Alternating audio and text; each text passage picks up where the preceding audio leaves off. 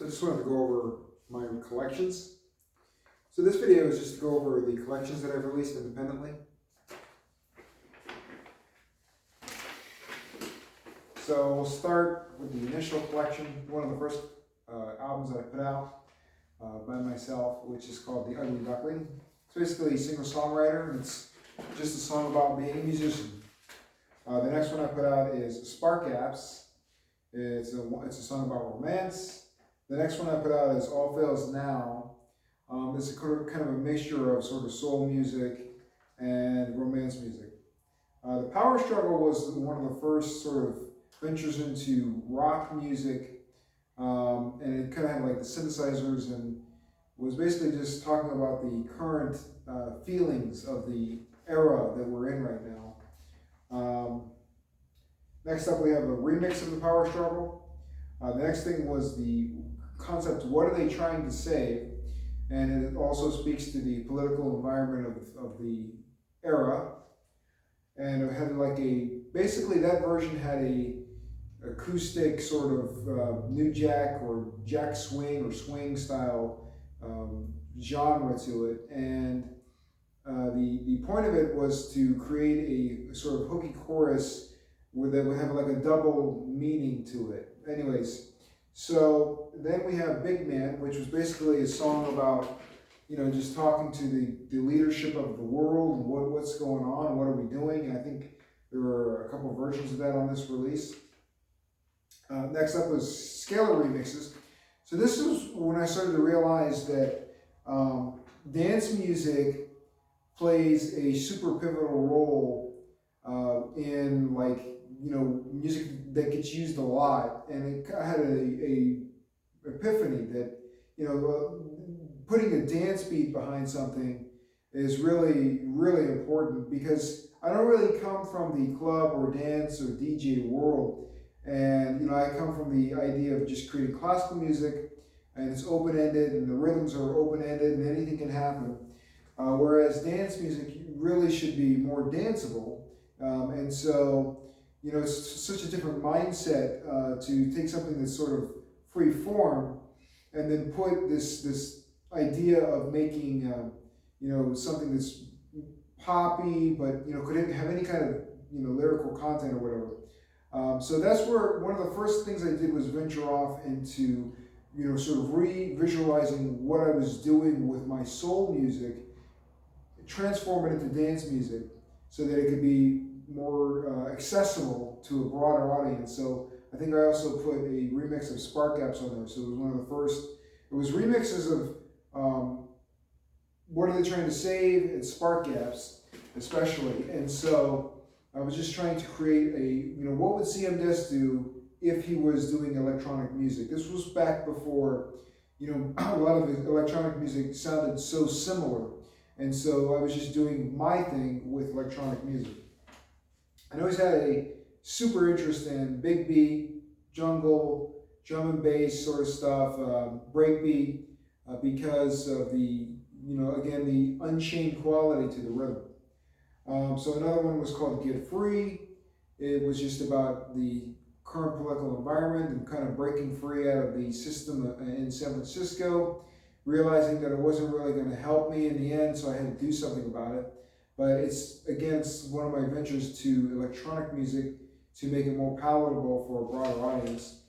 And later on I would do some different mixes of that, and I would have the no vocal version as well. And a lot of these, of course, they have my vocal on them. And my vocal has actually changed quite a bit over the years. When I first started, it was sort of me mimicking other people that I admired. And then as I got older, I became more me, but then also I kind of pushed back vocals a bit to create more, just instrumental and orchestral and synchronization music. So there wasn't as much of a need for that at all. And so it just sort of got put on the back burner until I returned to Florida. So I started doing more vocal work, and I'm still barely just getting started with all that, and I have a lot more work to do in that area. So another one was Us for Us. Again, like a soul piece, just talking about the world. Okay, so then I tried my first holiday mix, which was called Funky Christmas. And I have a couple versions of it. One is Funky Christmas, one is Funky Xmas. And I have a couple versions of each of those in terms of, one is mastered slightly differently than the other. Then I released them, several different times with a different aesthetic to the mastering. So then the next album was actually Funky Christmas again. And so then the next one was Up, Up, and Away. So this was me doing a sort of pop soul piece. And then the next one was Up, Up, and Away as a remix with a more of like an edgy synthesizer, quality.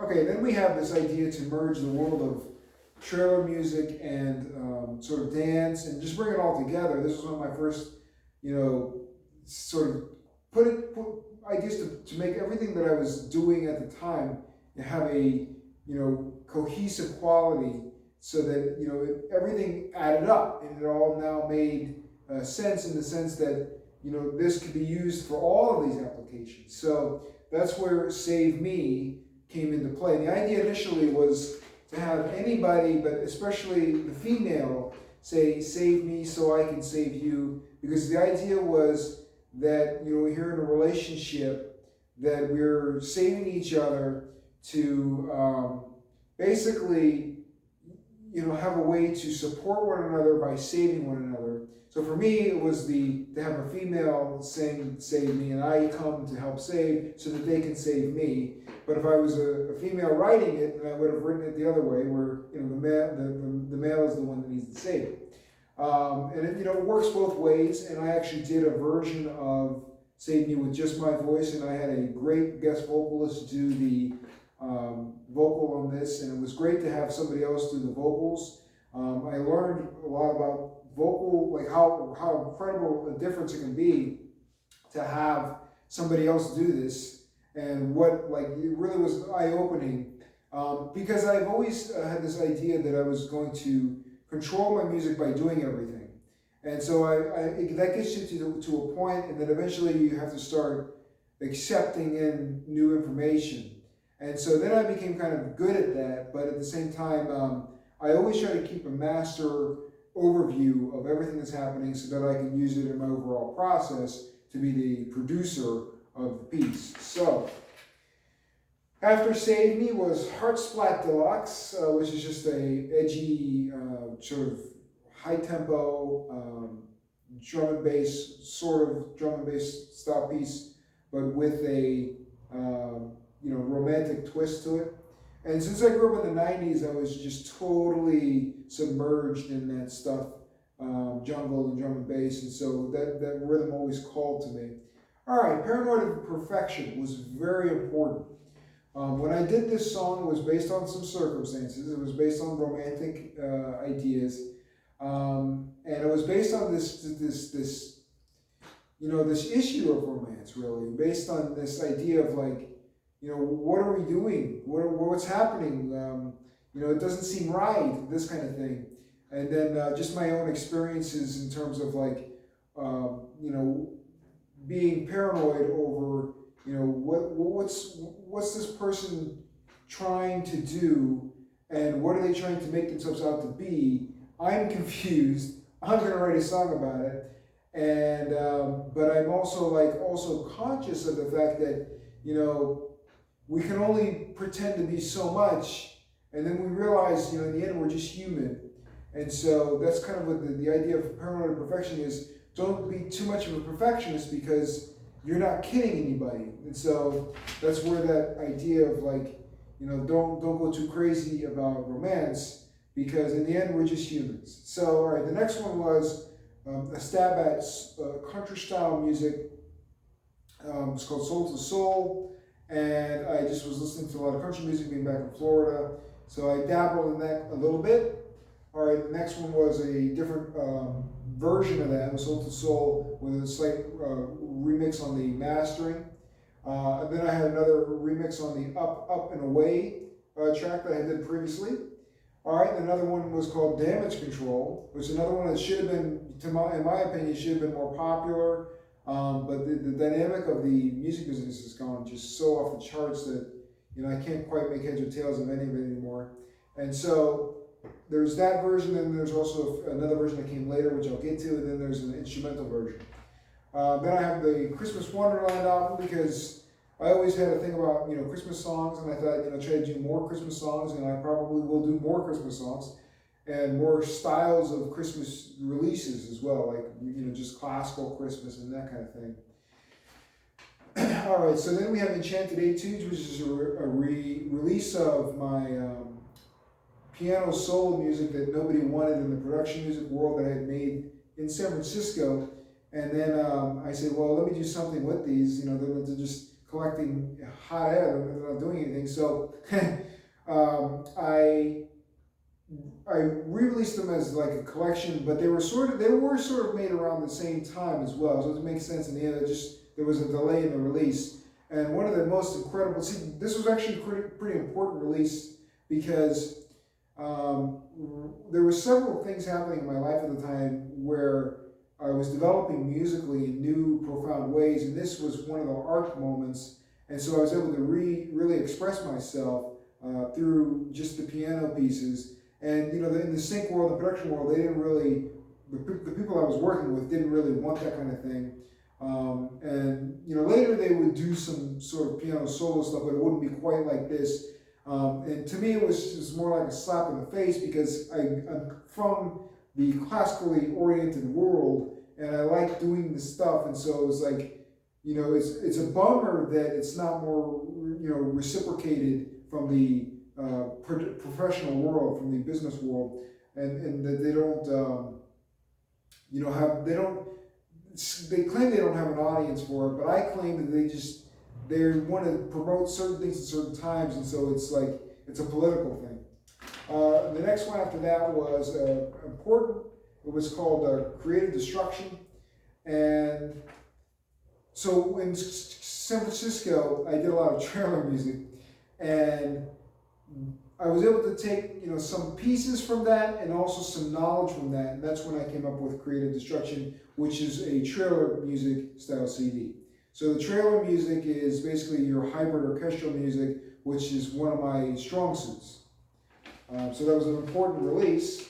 And then we have Morphogenic Spark Gaps, which was not quite Spark Gaps. It was a totally different song, but it used some elements from it, and it used, again, the reintroduction of the danceable rhythm so that it can be used in many, many kinds of venues. And then the other thing about dance is they can strip out your beats and your grooves and just reapply them and mash them up in so many different kinds of ways these days. Next one was another cool adventure was Humanity's Playbook. And so, the world's like, what are we gonna do now? And I'm like, what am I gonna do now? And so, anyways, so what I did was come up with sort of a loungy cocktail style music. And it's fun to do that kind of music. And it's very cafe style, easy listening, just bare bones stuff, just trying to venture out into this new terrain. The next one was, Freedom Invaders. So this was made during 2019, and I got a hint that something is off, and I started messing with guitar again.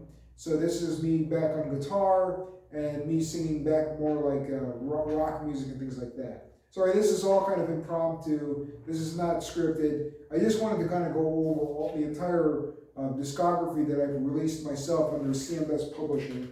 And so forgive me if I'm a little bit haphazard in my mind, but I have a lot of stuff I wanted to kind of help people navigate what's going on here, because you might land in things that it's not really meant for you, and so it's meant just to be kind of used in certain parts of the market, whereas some of it is absolutely meant for a broader audience. So then we have another release called Electrified, which was the idea that our lives are becoming so heavily inundated with technology, blah, blah, blah. And so I released a trailer collection, we could call it. Some of them were new pieces, and some of them were sort of remixed and refortified pieces from my ideas and my experiences in the trailer music world. The next one was called Money Gun. Again, talking about the political stuff of the day. It was sort of a unique piece, a hard to describe really, but it was sort of like a pop, but with a little bit of an edge to it, but without much instrumentation, just sort of getting a point across. Territorial Dispute would come next. It was another trailer collection because I like doing that kind of music, and I got the powerful tools to be able to do it with my DAW, and so right there I have to do another one. So, and this is another one where I have some older material and I have some newer material, and bringing the experience of making trailer music into yet another collection, and I'll probably do another one. So, okay, so Shadow King. That was a remix and re-envisioning of a song I had done called Astronauts back in San Francisco, where I was first getting started with sort of singing over rock music and things like that. And my version in San Francisco is all live guitar. It's me singing over it. It's more acoustic style drums.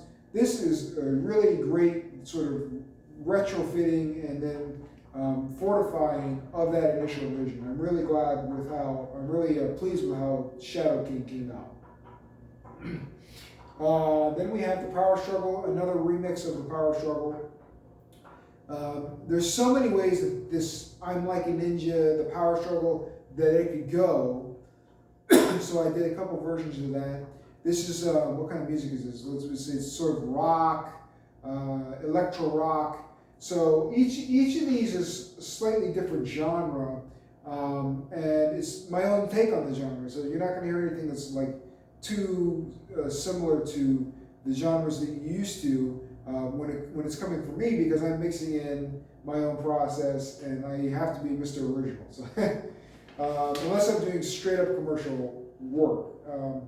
All right, and another one was one of the first of its kind. It's called X-Riffs. So I wanted to do some material to show off the idea of making spectral leads over various kinds of instrumentation, but really the focus was to make something that sounds like it's spectrally driven, and spectral meaning it's not a discernible instrument, and it's coming from a vast repository of sounds, and then you're sort of isolating different points in the patterns of the lead sound, so that each one is pronouncing something a little different. And I sort of just barely tapped the surface in here. What I really wanted to mainly do is get something out that would start to represent X-Riffs, because that's one of my things, is to try to make music that's original.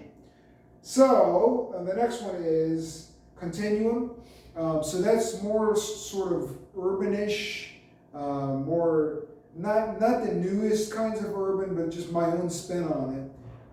So it's got like a little bit of sort of the hip hop vibe, or that sort of more loop oriented rhythm, and some variety of works there. It's not just that; it's a whole bunch of stuff. It's electronic overall.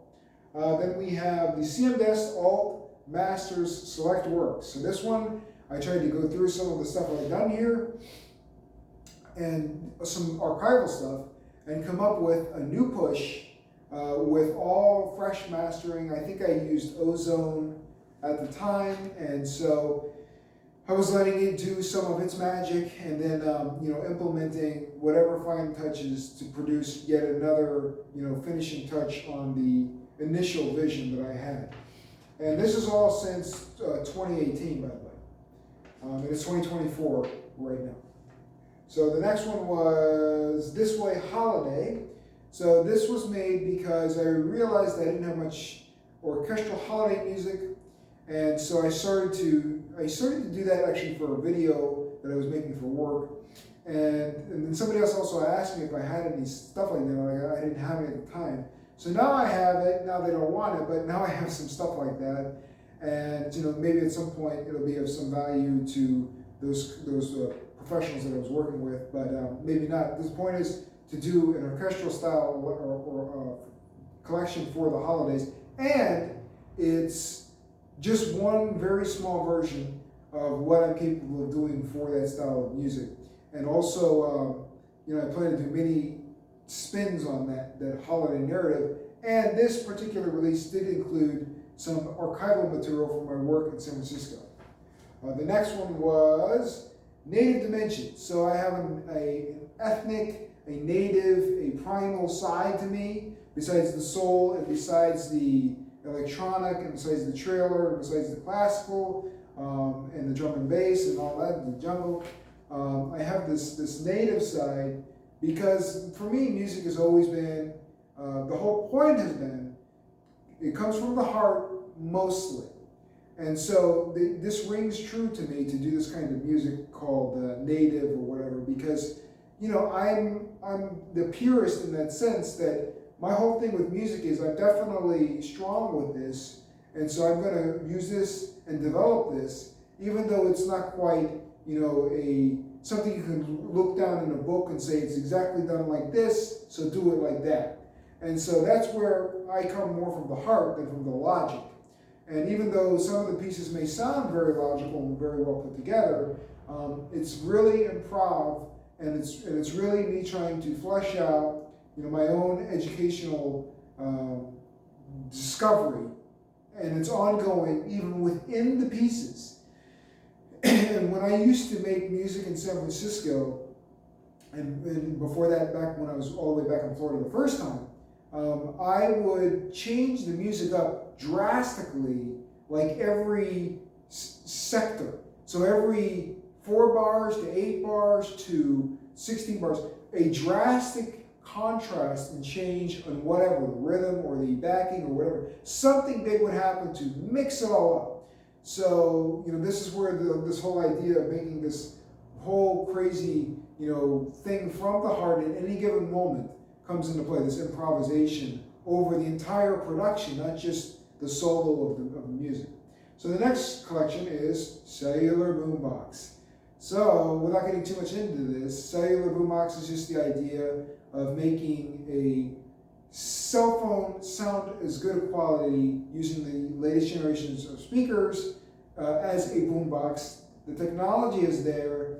They're not really focused on that, and I seem to be the only one who cares about that.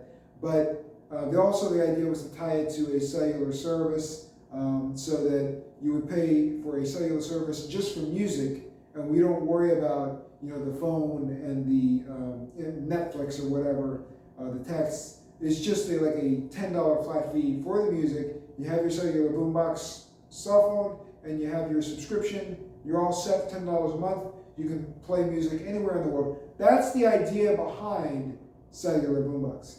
However, this is just a collection of boombox-oriented grooves. So we're talking about electronic music, breakbeat music, some jungle, things like that. Stuff that's driven around sort of the synthetic side, the dance side, the pushing the boundaries side, sound design, that kind of thing. All right, so next up we have Archo Piano, another very special piece collection, because I came up with the idea working with someone who had various art shows going on where they did something very similar to this, playing music. I don't want to give away too much of their recipe, but essentially the idea is to put the music with like an art exhibit or an art teaching, a teaching session. And so from there, we have the idea of this style of music. And so, but this is not necessarily what they had in mind or what they were doing. This is more what I saw when I see an art studio, or an art lesson, what I see in my mind when I'm thinking about the painter and the old school painter, in the sense that what kind of music are you listening to when you're dreaming up all these incredibly beautiful works of art, and you would hope it would be something that's sort of easy listening like this in this context.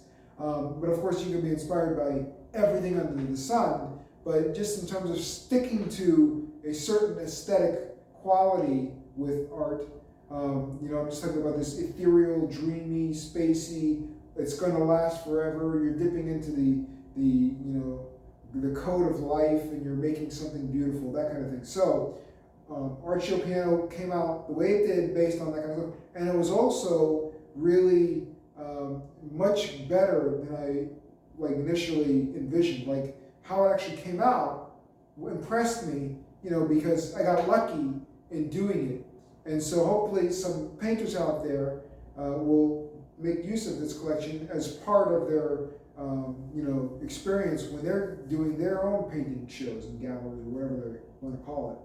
All right, so another one is called Mean Machines, and it's a collection that basically didn't quite fit the production world briefs of sound design for horror. Okay, so this is basically just like slight underscore, slight orchestral, this kind of stuff with heavy, horrific sound design tones for Halloween and horror movies, things like that, or just horrific parts of films. So there's actually another one on here that I didn't have on this list, which is Songs in the Breeze.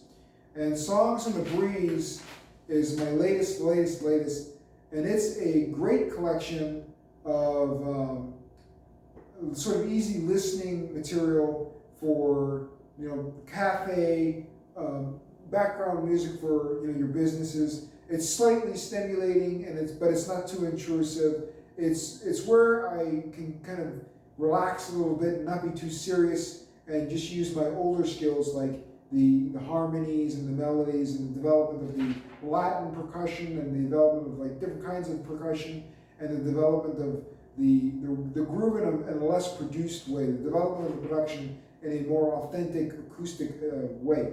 Okay, so another one that's not on this list is World Dimension, which is basically a collection of the native and the trailer with the emphasis around that sphere of native trailer instead of hybrid trailer or classical trailer or sound design trailer.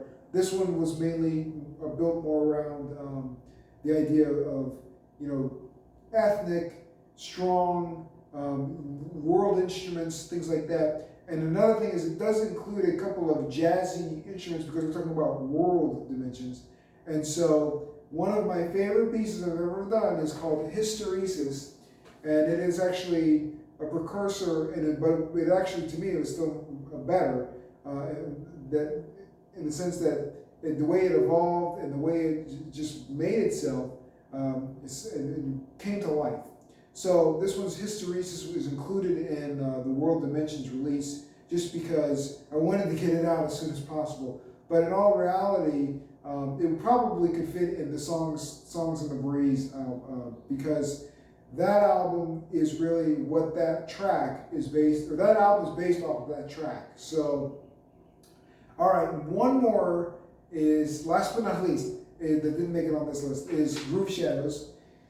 And this is another one that's not really meant for the general public. It's meant for creatives or people who want to be creative with music or people who want to explore weird things with music or push boundaries with music. So Groove Shadows is something I created along with X Riffs, along with another thing called Gate Matrix. But anyways, Groove Shadows is a long time thing I have been working on for many years, but it's not meant for general listening. But I did release it like that so that people could be aware of it and so they can have an opportunity to hear these things before they get used in other applications, when they're really made at this point still to be like a building block or something to be really outstanding to sort of make people wonder what's going on there. Technically, they can't understand, they can't understand, discern what's happening with music. So Groove Shadows was like the first ever release of the concept of Groove Shadows as an audio CD. So we have a full-length audio CD of Groove Shadows meant for people to be able to experiment with them or to just listen to them, but really to be inspired by them to make more kinds of music based on Groove Shadows, sort of nudging the production, making it go into its uncharted directions. So I'll leave it at that. That's what's been going on with cmdess for about 7 years since I landed here in Florida. And that's sort of the beginning of what I have in mind. Besides this work here, I have probably about 40 other ideas that I want to get to, and people, they wonder, when are we going to hang out? And I have so much to get to on just the music side. Then we have the survival of the guy, which, you know, who knows what's going to happen with all that. So I'm very, very busy these days with all this stuff. And I also developed a few instruments to sort of work on the next round of collections and to sort of promote the cmdess, you know, capabilities to different kinds of audiences. So anyways, because one of the other things I created was a Groove Shadows synthesizer so that people can start to make them with that, but also with the stuff that already exists from many years ago where I had created these Groove Shadows. So that's the roundup, that's the overview currently of the cmdess discography in 2024. See you later. I hope I was recording.